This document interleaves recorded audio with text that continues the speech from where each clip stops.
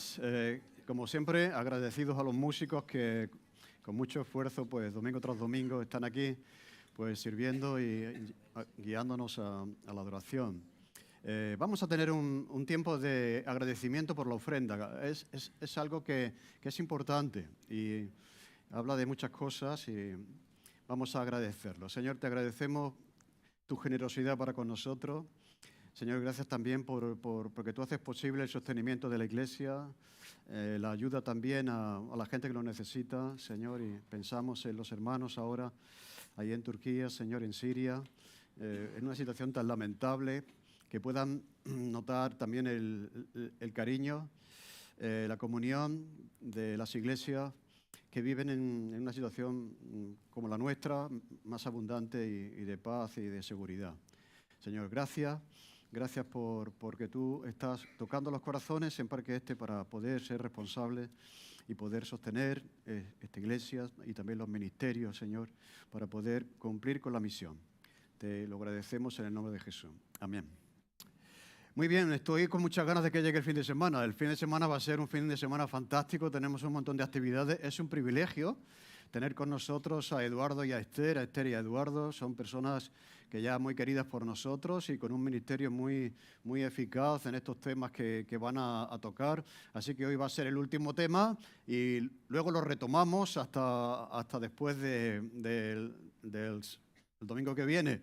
Pero queremos animar a las personas que nos siguen por internet, que sabemos que hay un buen grupo de personas que si están cerca de Sevilla o si están lejos, si es posible, desplazarse a Sevilla, que nos gustaría veros por aquí, saludaros y conoceros, ¿de acuerdo? Así que si alguien que nos sigue por internet quisiera estar en estos eventos de fin de semana, ya sea el sábado por la mañana, por la tarde o el domingo por la mañana, pues podéis mandar un correo a contacto@parqueeste.org, que está ahí en la página web de la iglesia, y decir, oye, me gustaría estar, y así sabemos que vas a estar con nosotros y nosotros nos alegraremos mucho de poder saludarte y poder verte por aquí, ¿de acuerdo? Muy bien, vamos al tema de hoy. Ya sabéis que la semana pasada dejamos a Pablo defendiéndose ante una multitud que quiere lincharle, que quiere acabar con su vida, que dice que este hombre no merece la pena vivir. ¿De acuerdo? Y entonces el apóstol Pablo, en su defensa, utiliza el testimonio personal. Veíamos que Pablo va a defenderse 5 veces. Aquí va a tener un tiempo largo de cautividad y de juicios y de defensa. Decíamos lo mismo que el Señor Jesús. Y en esta primera defensa, en este primer juicio ante un pueblo que quiere lincharle, como decía, pues él utiliza el testimonio personal. Él da su testimonio, cosa que todo el mundo puede hacer. ¿A que sí? Puede que a lo mejor no podamos dar unas charlas sobre doctrinas, sobre teología del templo, de Israel, de la ley, Moisés, etcétera, pero sí podemos contar lo que ha pasado con nosotros y cómo hemos podido llegar a tener una relación personal con la persona de Jesús. Y entonces vamos a ver dónde quedó la situación la semana pasada. Dice que le oyeron hasta esta palabra, la palabra era gentiles. Entonces alzaron la voz diciendo, quita de la tierra a tal hombre porque no conviene que viva. Y como ellos gritaban y arrojaban sus ropas y lanzaban polvo al aire, mandó el tribuno que le metiesen en la fortaleza y ordenó que fuese examinado con azotes para saber por qué causa clamaban así contra él. Como decía, esta es la segunda situación de juicio, en este caso no ya por un tribunal judío o por un pueblo judío, sino en este caso por el tribunal romano, por el responsable político de Roma en la ciudad de Jerusalén, y vemos cómo Pablo se defiende, y en esta ocasión ya ocurre en la Torre Antonia, que decíamos que era una fortificación donde estaban los soldados romanos, que estaba justamente al lado del templo, ¿veis? Tenía un acceso directo a todos los atrios del templo, así que lo que vamos a ver hoy ocurre dentro de esa fortificación, y probablemente Jesús también fue llevado ahí en tiempo de Poncio Pilato para ser también, como vamos a ver, azotado como el apóstol Pablo lo fue. Pero para que nos situemos, eso ocurre, lo que vemos hoy, ocurre en esa fortificación. La semana pasada ocurría en ese patio, a los alrededores del templo, y hoy vamos a ver lo que ocurre dentro de la torre que se llamaba Antonia. Ahora nos vamos a preguntar hoy, a la luz de la reflexión del pasaje que nos toca, un tema sumamente de actualidad. La pregunta que podemos hacernos es, ¿hemos de someternos a las leyes, los cristianos, y respetar las autoridades o no? Es una buena pregunta, ¿de acuerdo? Porque todos vivimos en un contexto de autoridad y de leyes y de partidos y de políticos y cuál debe ser la posición de los cristianos ante las leyes y la autoridad de los hombres. En segundo lugar, la pregunta que vamos a contestar, ¿son las autoridades y sus leyes justas? Es una buena pregunta también, ¿de acuerdo? ¿Son justos siempre? ¿Son justas las leyes de los hombres? Otra pregunta que vamos a contestar a lo largo del mensaje, ¿tiene el cristiano derecho a defenderse ante leyes injustas de los hombres o no? ¿O debemos de sufrir todo lo que los hombres tienen contra los cristianos? Otra pregunta que vamos a contestar, ¿hemos de apelar a la ley cuando se comete una injusticia contra nosotros? O sea, muchas veces se cometen injusticias contra nosotros. En el ámbito laboral, en el ámbito de toda la vida, ¿no? Bueno, y los cristianos deben de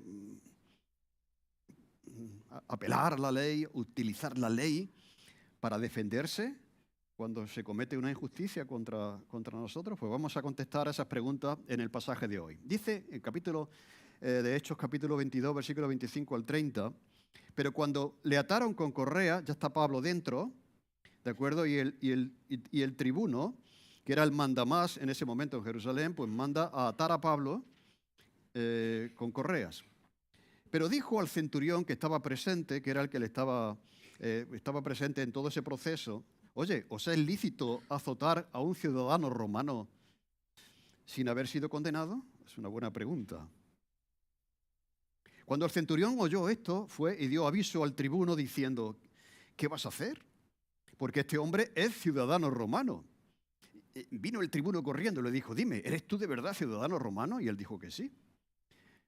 Respondió el tribuno, yo con una gran suma adquirí esta ciudadanía. Entonces Pablo dijo, pero yo lo soy de nacimiento. Así que luego se apartaron de él los que iban a darle tormento, y aún el tribuno, al saber que era ciudadano romano, también tuvo miedo y temor de haberle atado. Al día siguiente, queriendo saber de cierto la causa por la cual le acusaban los judíos, le soltó de las cadenas y mandó venir a los principales sacerdotes y a todo el concilio, sacando a Pablo, lo presentó ante ellos. Por lo tanto, la descripción, la defensa de Pablo ante las leyes de los hombres en este segundo juicio, en este caso, ante los romanos. Hoy vamos a hablar de ese juicio y también de las leyes de los hombres. Aquí vemos cómo se aplican las leyes y cómo las aplican los hombres. Y la primera cosa, vamos a ver tres, la primera cosa que vemos aquí ya, por cómo suceden las cosas, es que eres culpable hasta que se demuestre lo contrario. ¿A que sí? Bueno, suele ser al revés, se suele decir, no, eres inocente hasta que se demuestre que eres culpable, pero aquí ya vemos que es al revés. Ya eres culpable hasta que se demuestre lo contrario. ¿Por qué digo eso? Porque el tribuno, cuando manda, podríamos decir, atar a Pablo y azotarle, ya él estaba convencido de que algo malo habría hecho. Ya había un prejuicio contra Pablo.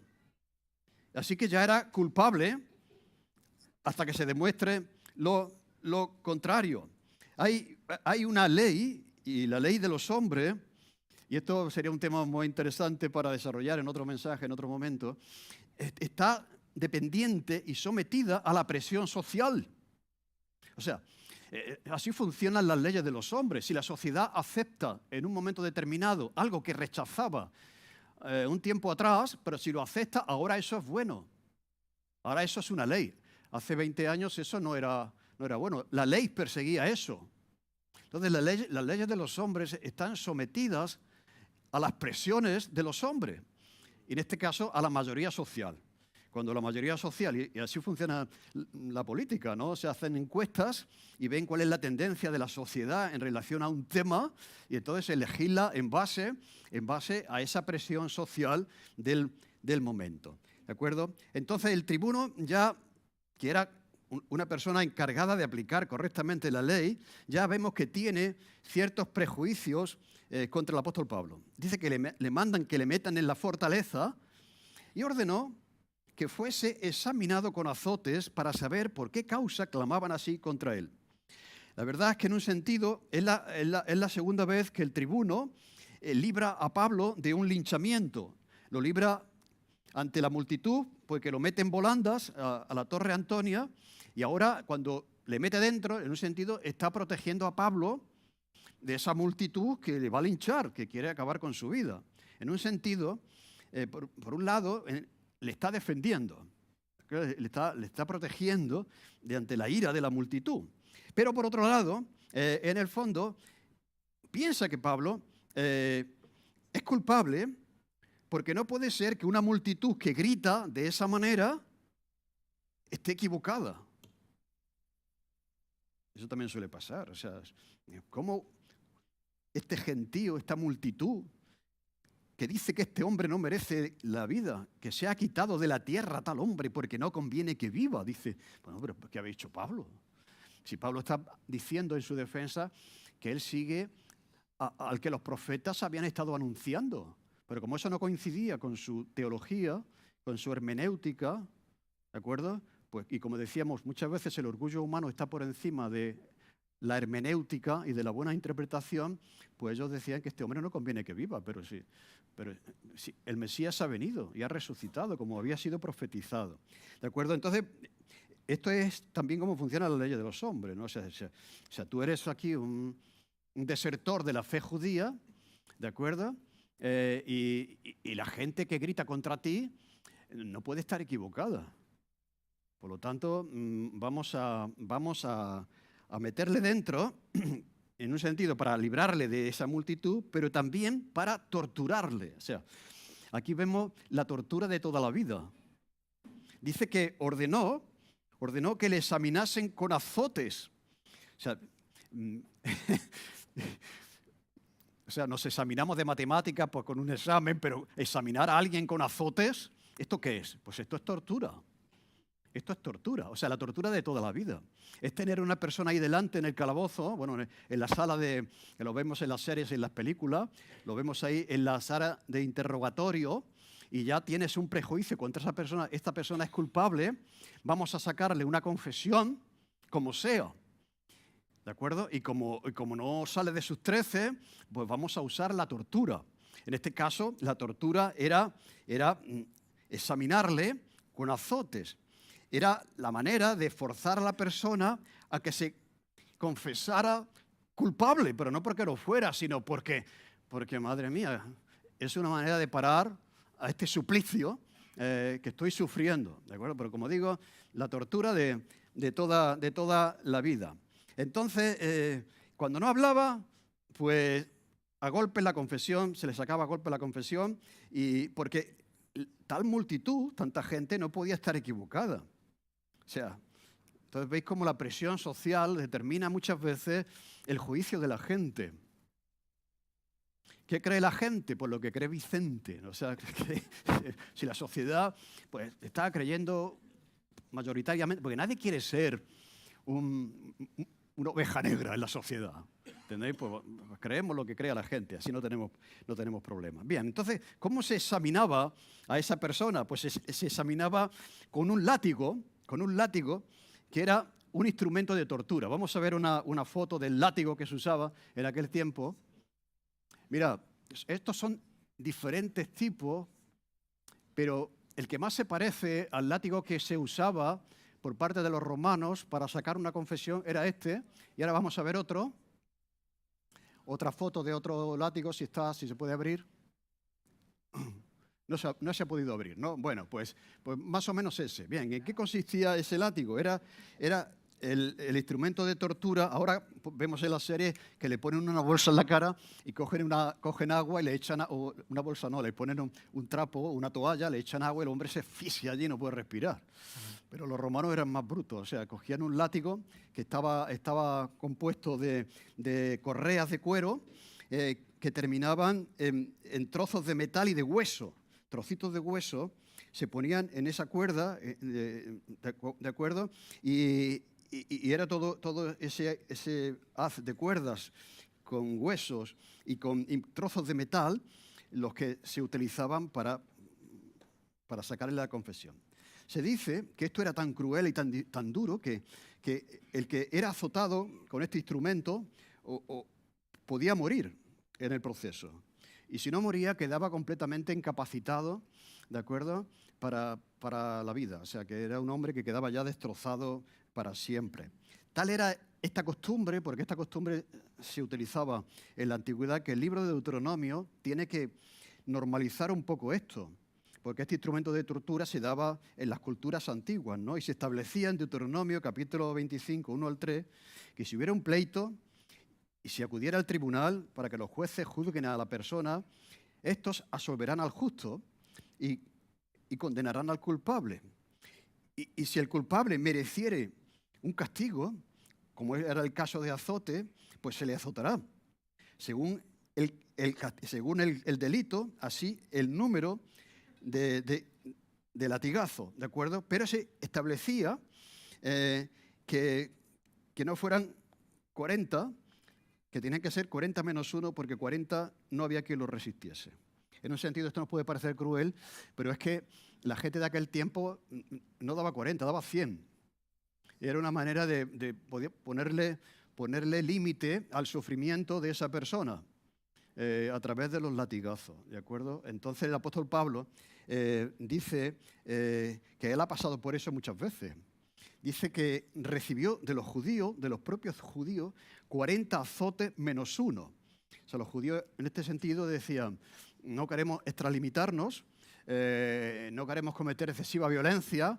40, la persona se muere, vamos a darle 39. 39 latigazos. Y dice, fijaros lo que dice Pablo más adelante, dice, son ministros de Cristo como si estuviera loco, hablo, yo más, en trabajos más abundantemente. ¿Por qué? Porque se cuestionaba el ministerio del apóstol Pablo por parte de algunos cristianos. Se cuestionaba lo que él estaba haciendo y tiene que defenderse también delante de estas críticas, ¿no? Dice, yo en trabajo más abundante, en azotes sin número, en cárceles más, en peligro de muerte he estado muchas veces. De los judíos, 5 veces he recibido 40 azotes menos 1. Este azote que Pablo iba a recibir no está en la cuenta, porque la verdad no se produjo todavía, no se llegó a producir, como hemos visto ya, ¿no? Pero dice de los judíos, 5 veces he recibido 40 azotes menos 1. O sea, eso está ahí en la experiencia de Pablo. 3 veces he sido azotado con varas.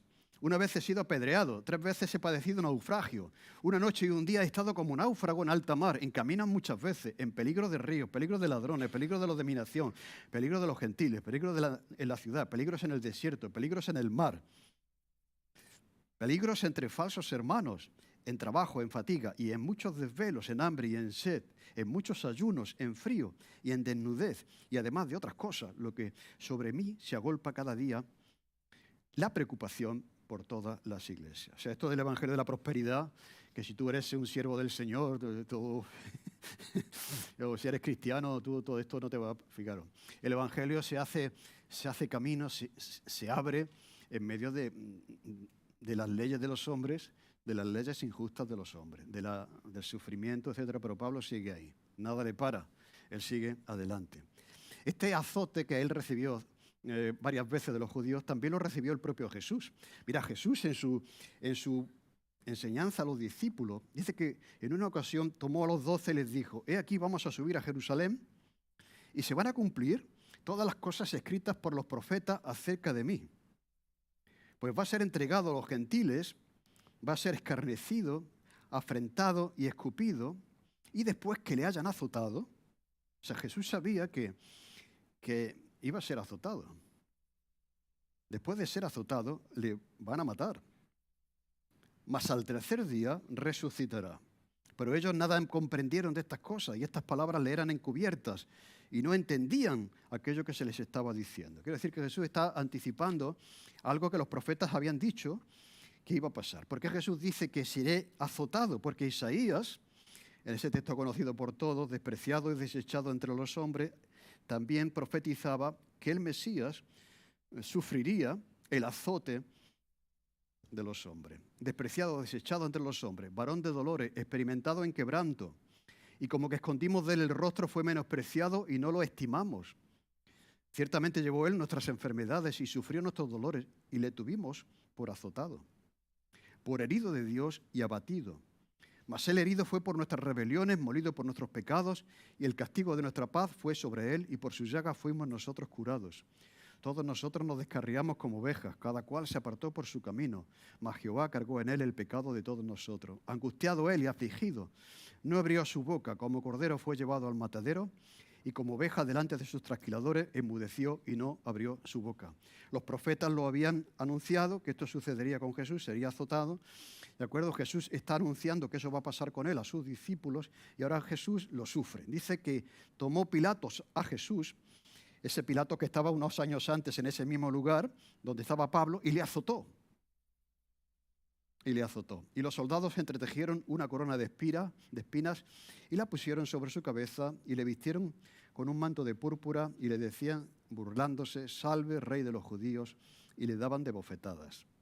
Así que esta es la ley de los hombres. Eres culpable hasta que se demuestre lo contrario. Y nunca se va a demostrar porque mis prejuicios tienen más poder que la propia verdad. Pero ahora vemos que Pablo, en segundo lugar, la segunda cosa que queríamos decir, es que Pablo se defiende. Pablo se defiende y precisamente apela a la ley. ¿Deben los cristianos defenderse apelando a la ley? Claro que sí, Pablo lo hizo aquí, ¿de acuerdo? Entonces, cuando le ataron con correas, Pablo dijo al centurión que estaba allí, oye, ¿te es lícito azotar a un ciudadano romano sin haber sido condenado? Muy interesante esto porque la situación, mira, los que iban a ser azotados irán atados aquí a esta columna que vamos a ver. Es una foto del propio Jesús.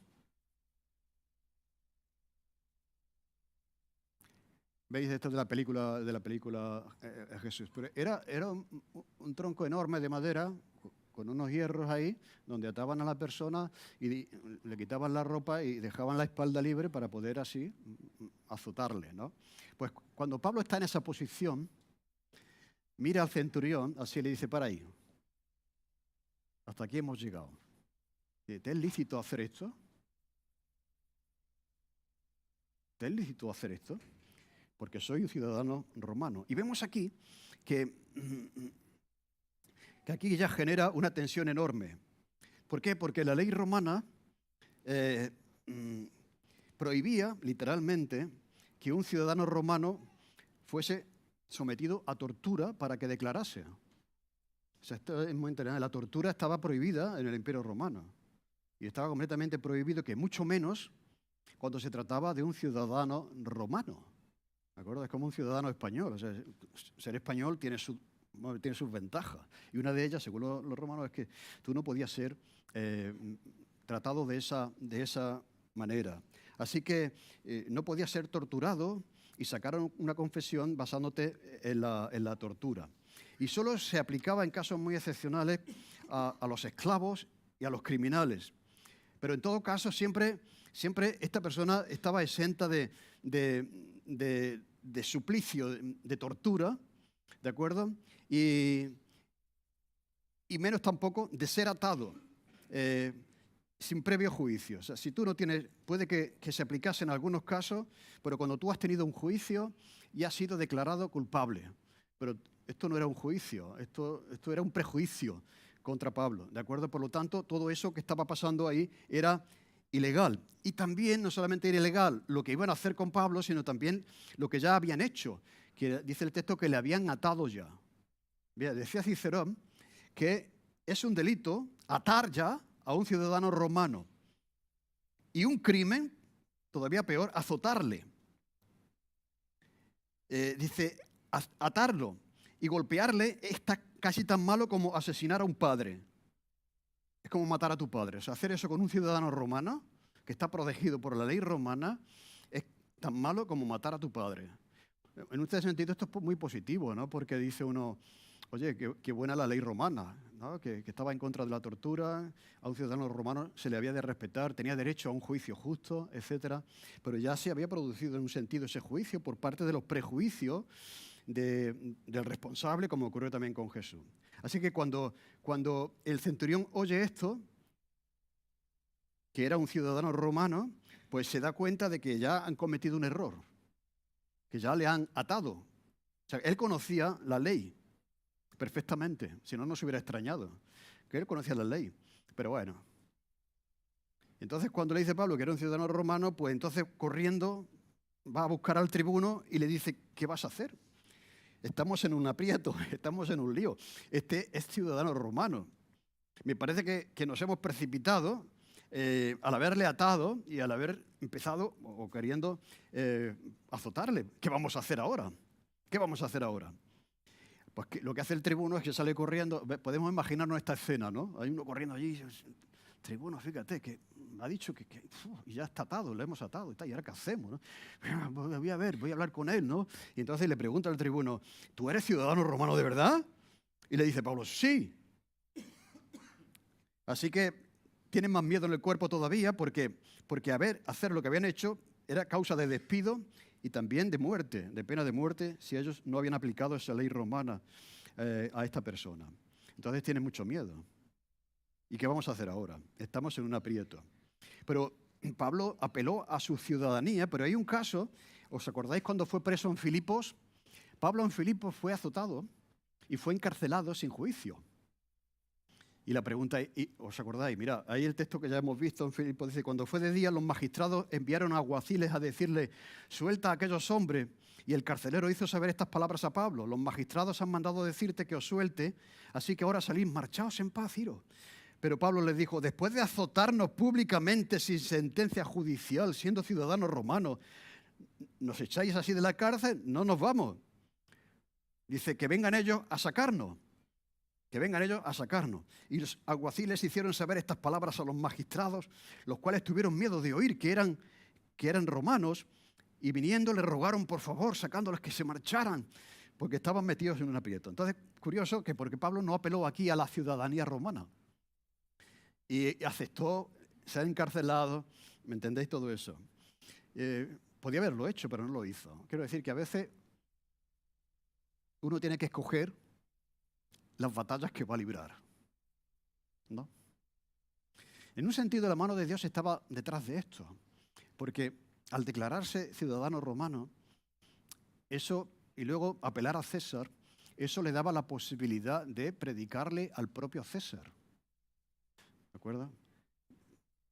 La mano de Dios detrás de esto, pero en algunas ocasiones, como cristianos, deberemos sufrir la injusticia de las leyes de los hombres y en algunos otros casos, pues uno dirá, alto ahí para que yo tengo derechos también, ¿o no? Y ya es motivo de conciencia que cada uno haga lo que considere conveniente. Digo esto porque cuando hay una catástrofe de esta a nivel, una guerra, hay muchos que dicen, ¡ay! Tenía que haberse quedado en su país para defender a su país y no haber, ¿no? Los que se quedaron allí, estos sí son realmente ciudadanos de primera, ¿no? Pero mira, ponte en el pellejo de alguien que está sufriendo una guerra y que decide sacar a su familia de su país. Pero habrá otros que digan, yo no me voy, yo me quedo aquí a defender a mi país. ¿Son legítimas las dos cosas? ¿O no? No podemos decir que... Y habrá ocasiones, para esto hay que ponerse en los zapatos de los demás, cuando muchos podemos juzgar las acciones de otros en relación a un determinado tema. Bueno, primero ponte en su lugar y no juzgues, porque habrá situaciones en las cuales uno tenga que aguantar unos azotes, como Pablo hizo en Filipos, y cárcel injusta.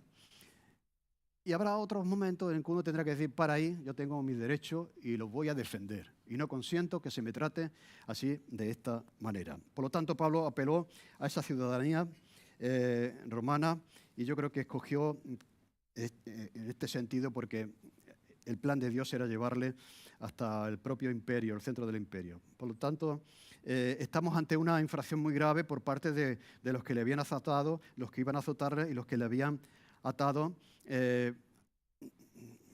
conociendo la ley, pero aplicándola de manera injusta, cosa que suele pasar con mucha frecuencia con las leyes de los hombres, ¿no? O sea, que conocen la ley, los derechos de esa persona, pero mantenerte en el cargo, mantener el sillón, mantener tu posición social te hace que cometas una injusticia contra alguien que sabes que es inocente. Pero como la mayoría dice que no conviene que viva, pues dicta sentencia, una sentencia que es sumamente injusta. Así funcionan las leyes de los hombres. Bien, entonces Pablo se defiende diciendo que era ciudadano romano. Y ahora el tribuno le dice, pero yo lo soy. Pero yo adquirí ese derecho con una gran suma. O sea, quiere decir, ahora entiendo que ser ciudadano romano es un privilegio y yo lo tengo, pero yo no era, de alguna manera esta persona no nació en Italia, no tenía ese privilegio, pero lo compró. Y yo pensaba en aquellos ricos que vienen a España y compran la ciudadanía porque se compran una casa de 1 millón de euros. ¿No lo habéis visto eso? O sea, si tú eres rico y vienes a España y te compras una vivienda, te dan inmediatamente la residencia y la ciudadanía española. Bueno, pues eso es lo que hay. Eso es lo que hay. Entonces yo he comprado esa ciudadanía y dice Pablo, sí, pero yo lo soy de nacimiento. Y dice uno, pero si Pablo no era romano, ¿cómo Pablo adquirió esa ciudadanía? Había 3 maneras de obtener esa ciudadanía. La primera por nacimiento, es lógico, si tú naces en un país, pues eres ciudadano de ese país. Y la segunda era por la compra de una fuerte suma. O sea, tú tenías dinero, tenías recursos y comprabas ese derecho, ¿de acuerdo? Y los pobres no tenían acceso a ese derecho. Pero la tercera era porque alguien de tu familia, en este caso los padres de Pablo, sus abuelos, habían hecho un gran servicio al imperio. No sabemos qué fue lo que hicieron que mereciera que el imperio romano le regalase ese derecho. Probablemente al abuelo de Pablo o a los padres de Pablo. Y Pablo, ese derecho se pasaba de padres a hijos. Por esa razón, él dice que lo soy de nacimiento. Tengo ese derecho de nacimiento, no porque naciese en Italia, porque nació en Tarso, ¿de acuerdo? Fue educado en Jerusalén, pero de alguna manera sus padres, al adquirir ese derecho, pues se lo transferían a toda su descendencia. Por lo tanto, la ciudadanía de Pablo era de nacimiento, no porque había sido comprada, ¿de acuerdo? Por un dinero. Qué interesante eso, ¿no?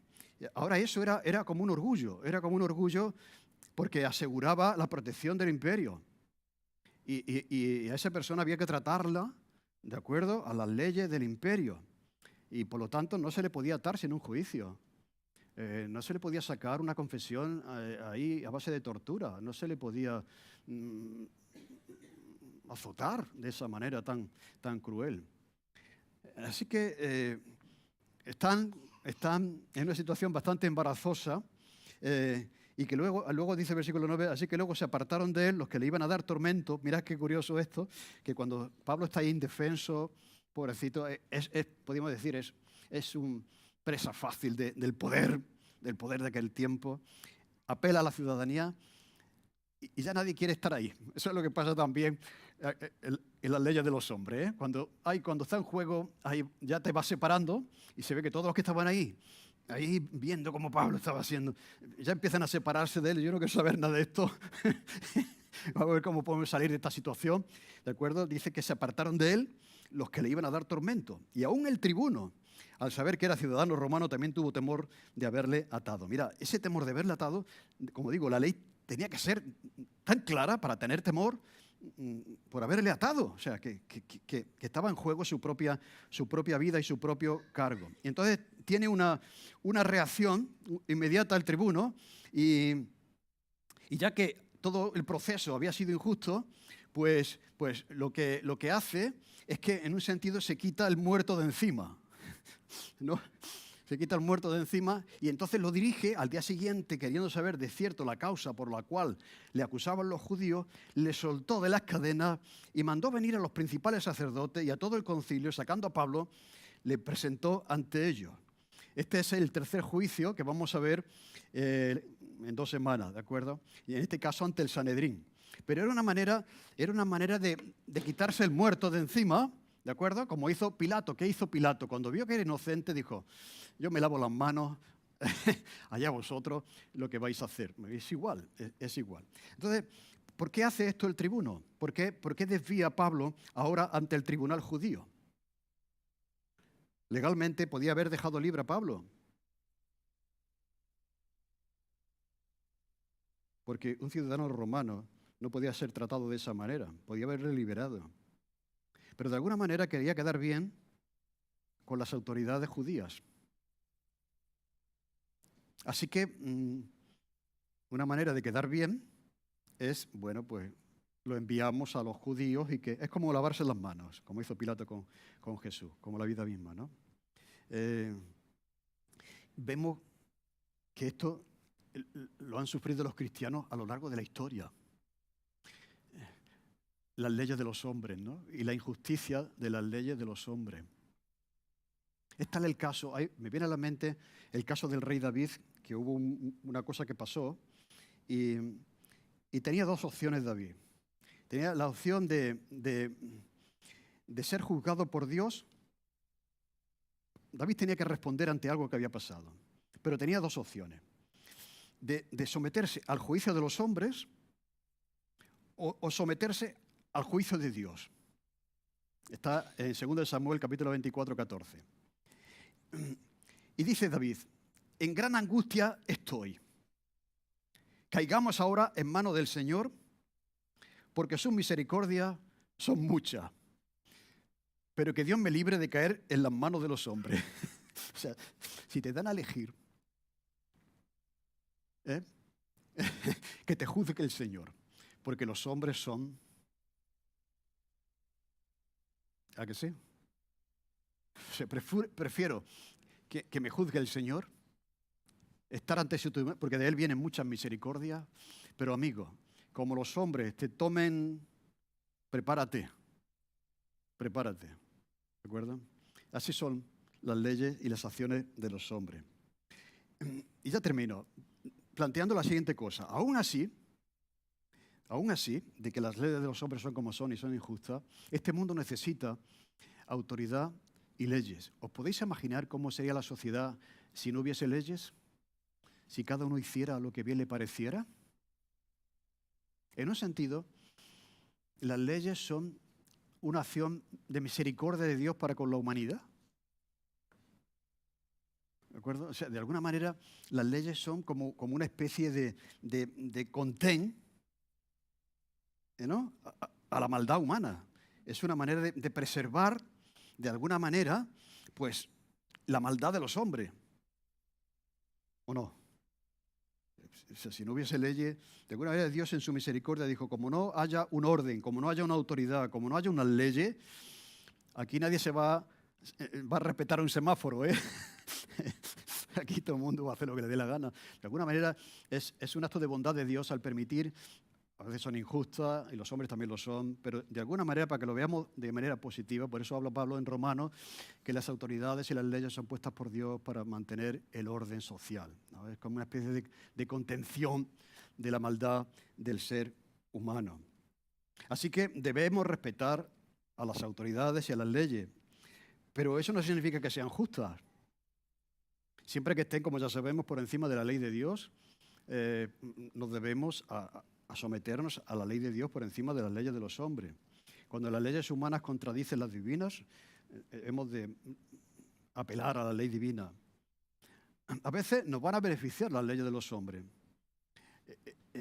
La mayoría de las veces no, a los cristianos. Y otras veces nos van a perjudicar, la mayoría de las veces con los cristianos. En este caso, con Pablo, hubo algunas cosas que le beneficiaban, ¿no? Pero en general le perjudicaron. Las leyes de los judíos siempre perjudicaban a Pablo.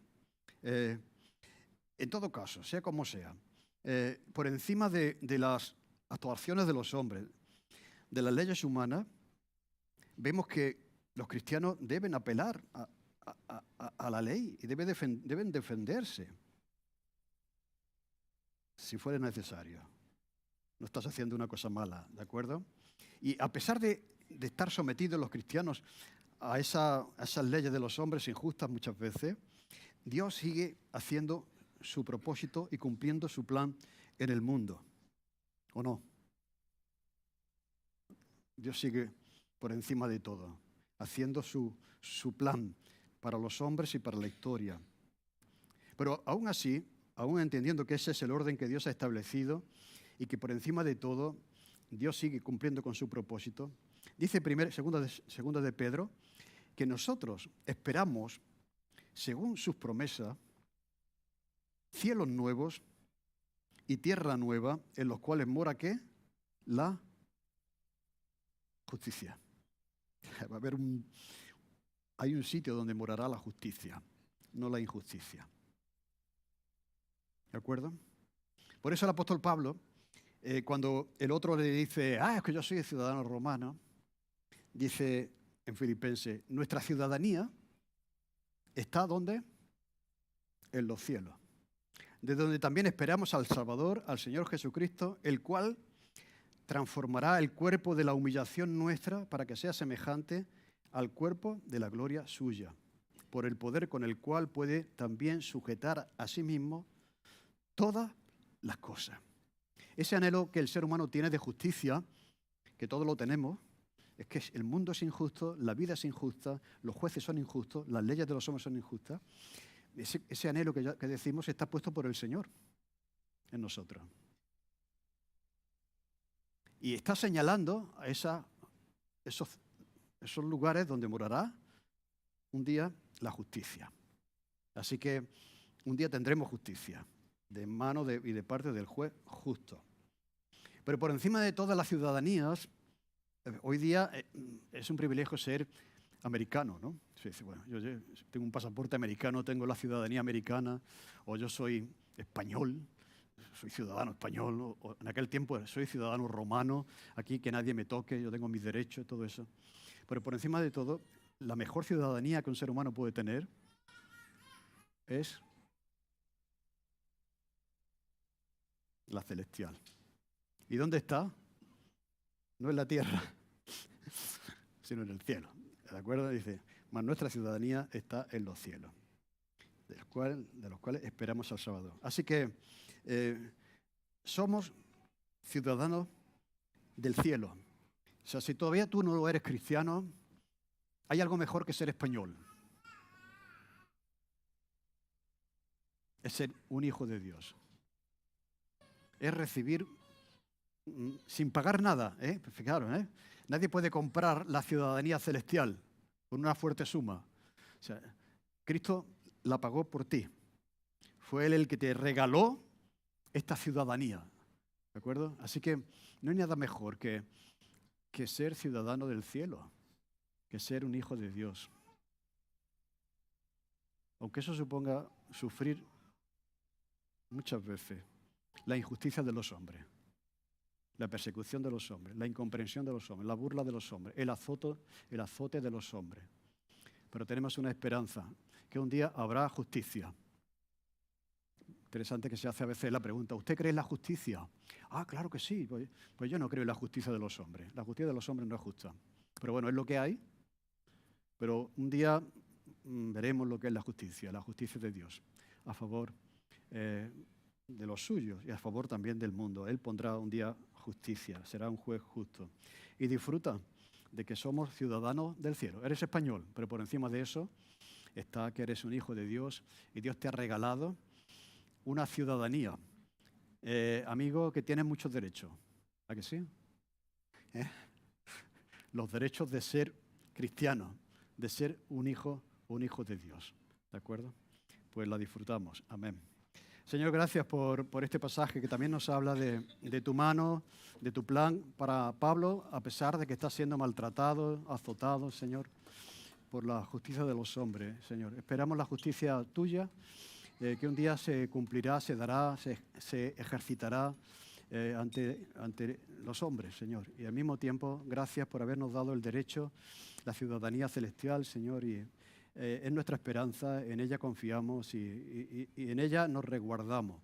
Te damos gracias y te pedimos por aquellos que todavía no te conocen, que no son ciudadanos del cielo, que no han recibido este regalo, Señor, que pueden hacerlo solamente clamando por perdón y misericordia de tu parte y siendo hijos tuyos, hijos de Dios. Así que todos los que le recibieron, a los que creen en su nombre, les dio potestad de ser hechos hijos hijos de Dios. Te damos gracias, Señor, que tú lo hagas y obres en los corazones de los que no te conocen. En el nombre de Jesús. Amén.